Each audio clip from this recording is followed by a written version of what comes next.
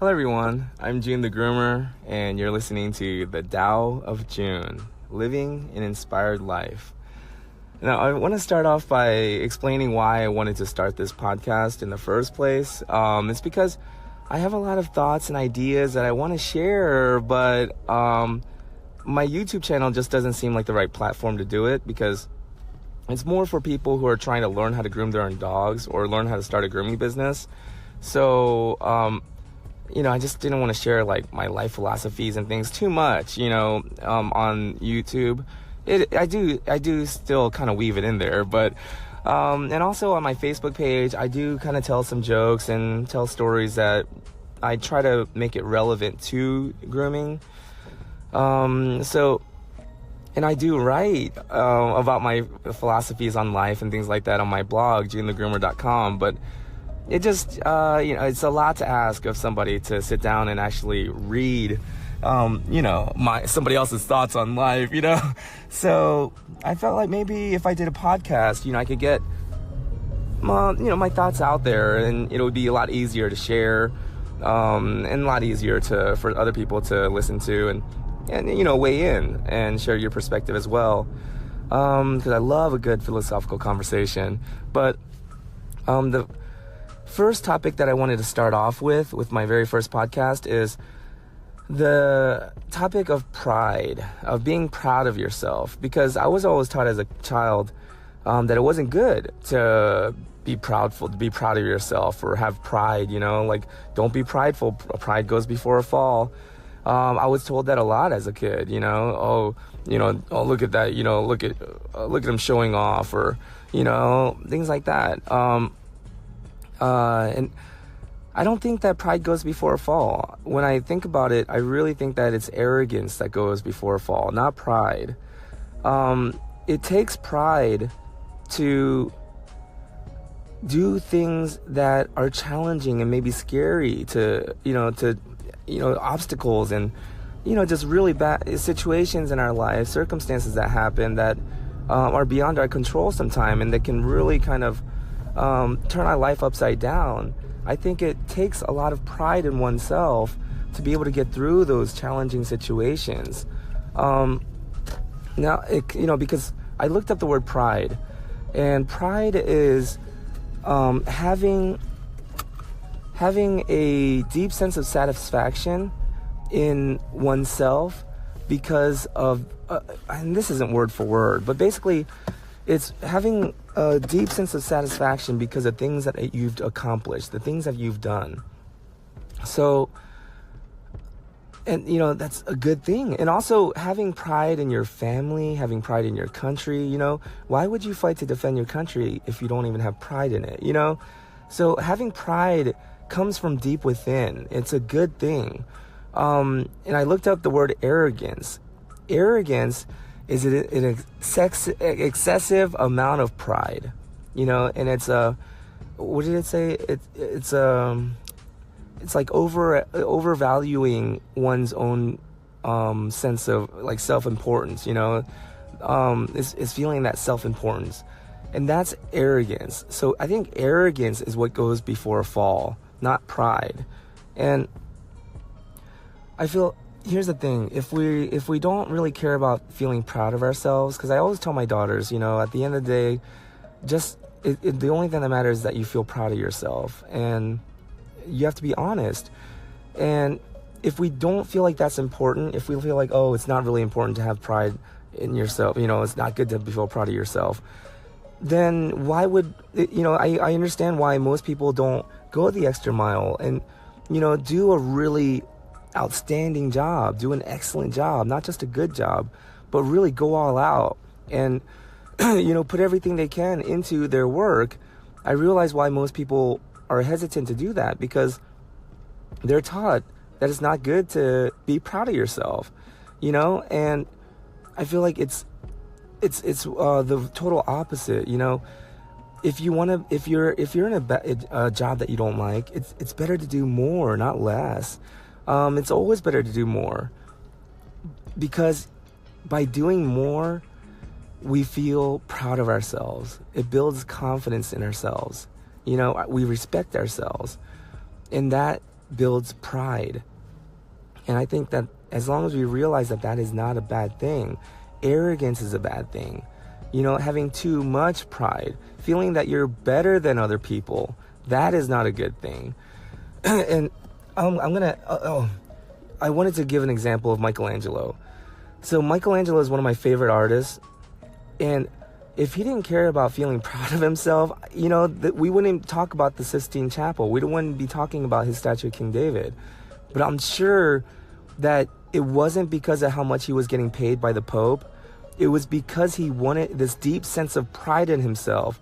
When he looked up at the finished painting of the Sistine Chapel, I bet you the feeling is indescribable, what he felt inside. But it's not boastful, it's not arrogance. Because when they asked him about the statue of David, he said, I didn't create the statue of David. I didn't create King David. He was already in there, in that marble. I just had to chisel away the excess. You know, so it wasn't like a puffed up sense of, you know, like I'm better than everybody else. You know, he even said that if people knew how hard he worked at his craft, at, you know, his mastery, then it wouldn't seem so magical after all. It wouldn't seem so wonderful after all. So he was very humble. He was very modest, but he had pride in himself.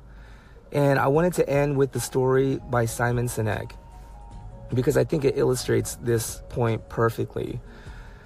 So he was a former Undersecretary of Defense giving a speech at a convention, and he, you know, in the middle of the speech, he takes a sip of coffee, and he looks at his coffee cup, a styrofoam coffee cup, and he goes off script. He says, you know, last year I was the Undersecretary of Defense. I was flown here business class. Someone picked me up at the airport and drove me to a beautiful hotel. They had me already checked in, and they helped me with my bags. In the morning, another driver was waiting for me in the lobby, drove me to this convention center, and somebody escorted me to the green room.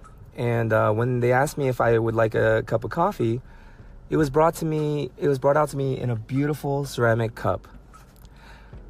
This year, I am no longer the Undersecretary of Defense. I flew here coach. I grabbed a taxi at the airport and checked in at the hotel. In the morning, I got another taxi and I, came here to this convention center.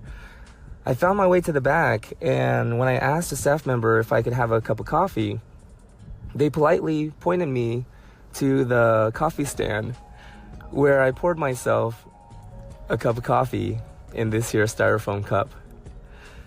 The point is, I never deserved the ceramic cup. The ceramic cup was for the position I held. I deserve this styrofoam cup.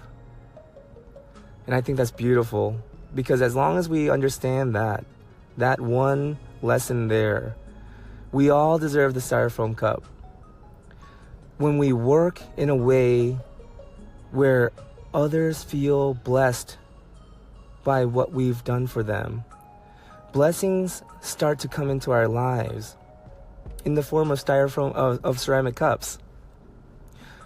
Being proud of yourself and having pride in yourself and respect for yourself and confidence in yourself, that is the ability to realize, I don't deserve this ceramic cup, but I receive it gratefully. I accept it gratefully because I understand it's for the position that I now hold.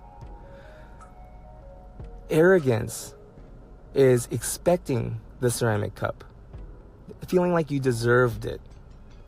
And when you no longer hold the position of serving others and you still demand the ceramic cup, that's arrogance, that's conceit, and that goes before the fall.